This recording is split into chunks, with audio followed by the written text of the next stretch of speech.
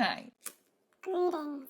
Are you ever kind of hard on yourself? Do you ever just feel kind of stupid? Stop doing that, you idiot. So in this video, I'm gonna be talking about what kind of smart are you? For real, I thought I'd switch it up and talk about something aside from Myers-Briggs, Enneagram stuff. and talk about the 9 intelligences. So everybody knows that the most intelligent people are always the ones who wear thick black glasses. As you can see here, here, here, here, here, here, here, here, here, here, here, here, here, here, and here. So the theory of the 9 intelligences was started by Howard Gardner in 1983. He basically proposed that people are not intelligent or unintelligent. People are intelligent in different ways. But I do love talking about this because usually when I do, if someone's never heard of it before, usually there's a light bulb moment of, oh, I'm actually really intelligent in that specific way. And it's a self-esteem booster. And once you learn it, you'll start to see it pop up in different parts of your life and you'll be like, Wow, I am really good at that specific area of my brain and the way that I link things on this little... So in this video, I'll be talking about the 9 different types, and as you watch it, you can start to pay attention to what kind of smart you are.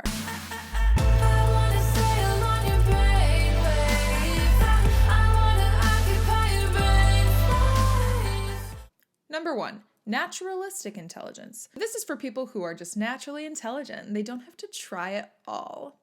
Like me! So people with naturalistic intelligence have a sensitivity to the natural world.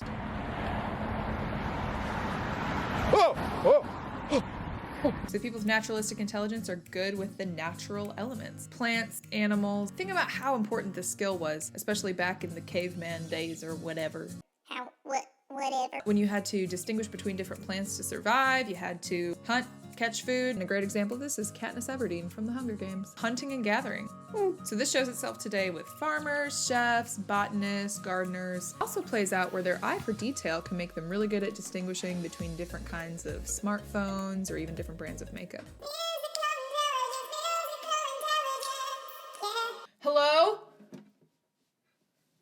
This is a trombone. So many of you know I'm a singer-songwriter. I play guitar and piano and stuff. And truly all I've bothered to learn on guitar is memorizing chords and relying on a capo to help me out. But the one melody I've learned is this. See if you can guess it. Can't see it. You can't see the guitar. I need to crack my knucks. Gotta crack my nuts on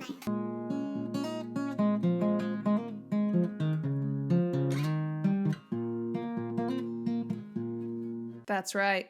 It's the Happy Birthday song. It's actually from a Robin Schulz remix of the song Sugar, How You Get So Fly. I think it's called Sugar, How You Get So Fly. Sugar. But Sugar, how did you get so fly? I always way overpronounce song names. Even the artist Lil Wayne, I always say Little Wayne.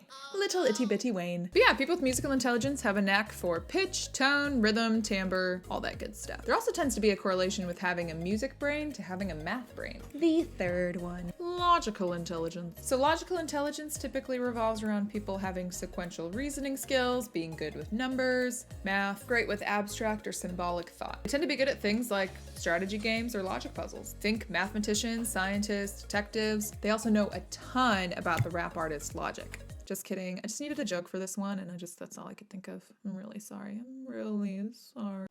Number 4, existential intelligence. People with high existential intelligence can spend a lot of time mulling over deep thoughts, the hows and the whys of the universe. Why do we exist? Why do we die? Why are we born when we are? Why does Zac Efron look so much taller in movies than he really is? Explain! I need answers! But for real, how? I don't care about height anyway. I still love Zac Efron. What? People with high existential intelligence tend to be great philosophers. Why are we born when we born? Number 5 is interpersonal intelligence. We're talking about people smart people who are people smart. So I was in Latin in high school for a year. I got a D. Yeah, a D. It's because my sister had gone the year before me and she was in Latin club. She was really good. And I thought that she would be able to help me with all this stuff. And then I just never asked her for, I don't have high Latina intelligence. Just kidding, I speak Spanish. None of that makes any sense. Yeah, I remember I learned that the Latin root inter means between. So between people, two people.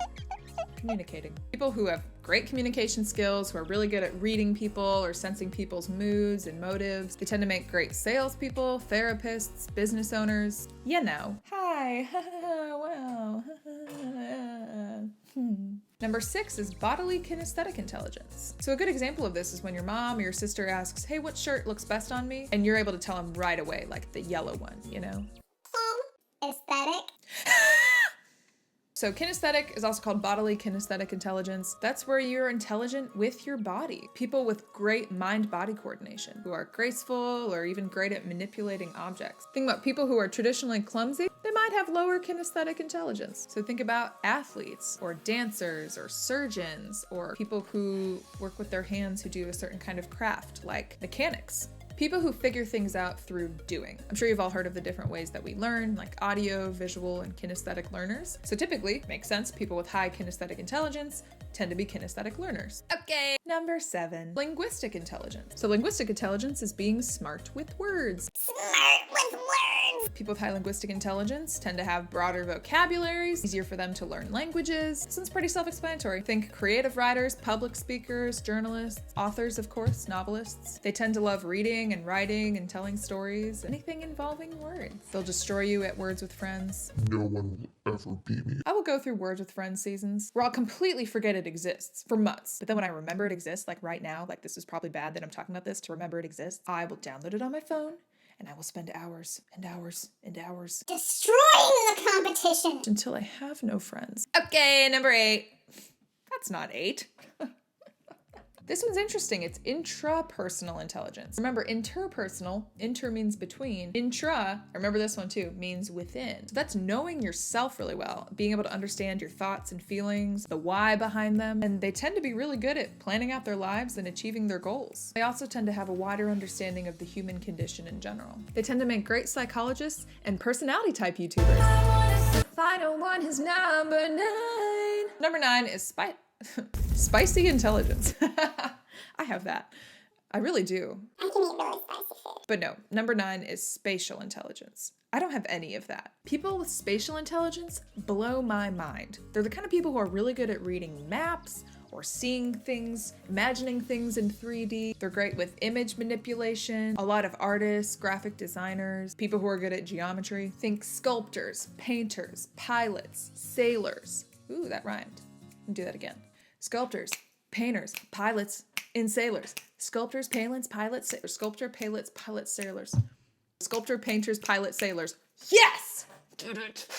Also, architects and construction workers. These These people tend to not easily get lost. As soon as I read that, I knew I have 0%. Honestly, I think I spend more time being lost than I am found. Wait a minute. Where am I? No! It's okay. I'll just pull out my handy dandy GPS that tells me where to go by pushing a button. I don't need to learn anything about maps. I'm a millennial. And I'm GPS dependent for the rest of my life, and I'm really sorry about it. Lost is my default setting on my laptop. Ironic though, because I did love that show until season 3 when I started getting kind of lost. I don't get lost in the sauce, I get lost in the lost. Okay, I've taken this way too far, that's okay. Again, I love talking about this because I think most people understand by now that high grades in school isn't the only way to measure intelligence. It is one way. So typically people who get amazing grades Amazing grades.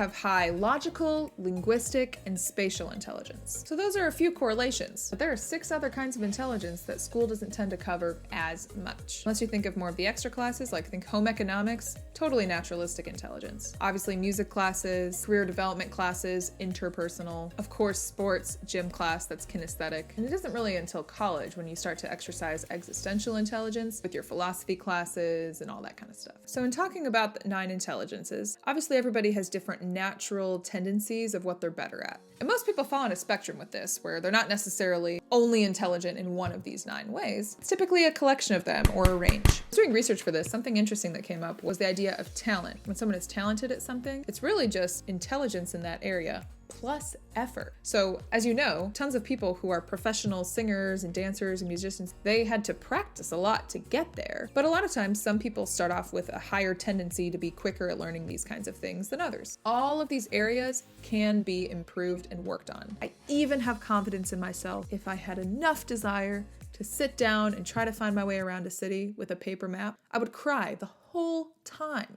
But at the end of the day, I would be better in that area. So it's good not to limit ourselves in this. It's a nice evaluation tool for, hey, where are my strengths and where can I work on things more? But it's good to know that we all possess these 9 intelligences. Some are just higher than others. The weaker ones can be improved, and the positive ones can be capitalized on. Brain matter is malleable. So that's it.